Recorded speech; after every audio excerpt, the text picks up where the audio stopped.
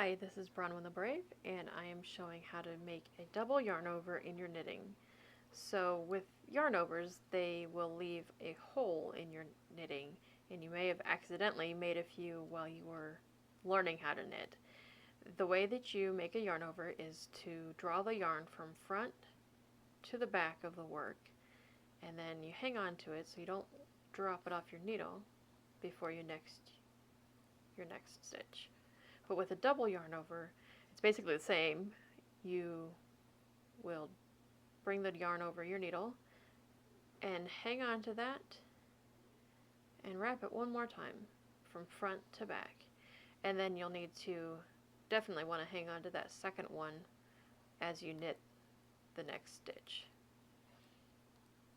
So we are left with a rather large hole here, because there's no stitches that are being knit right there.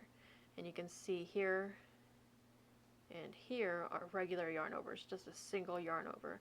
But here, that's my double yarn over. Now let me show you if you hold the yarn in your right hand, because it looks a little bit different, but it's the same way. So to do a regular yarn over, you're going to bring the yarn, it's already from behind because I just knit a stitch. So you're going to bring it back, you're going to bring it around the back of the needle in order to bring it to the front, and then it's to the back, but because you need to knit the next stitch, it's going to hang out there for a minute, and then you can wrap your stitch. Wrap your needle for the knit stitch. Okay, so there's my regular yarn over. And the double yarn over is going to be the same way. So it's already in the back for my knit. I wrap it. There's my one, and then two, and it's ready. Technically it's back here, but my hand doesn't want to be there in order to make that stitch. So it's, as I bring this around to knit the next stitch, it goes into the right place.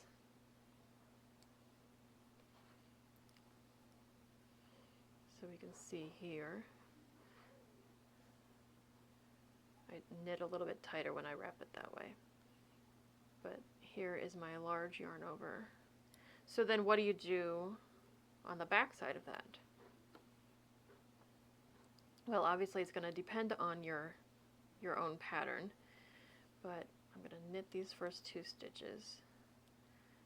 And this is just the start of a shawl, which has a garter stitch edge, and we're using this double yarn over to make it a little bit stretchy. So in the case of a shawl, we're going to knit the first stitch but drop the second. So here, this stitch, this yarn over here, is really easy to work into. So we're going to knit that like we normally would, but then here's my second one. So if your pattern says to drop it, you just let it go. So now we have this really big hole, but you can see that that hole isn't quite as big as these others, and that's because as the piece is worked, the stitches that are next to it on all sides are going to kind of pull this yarn that is making the hole, and it's going to loosen everything up, and it's going to give it the edge just a little bit of ease or a little bit of give, so it's a little bit stretchier and not so tight, which is sometimes a problem with the top of some shawls.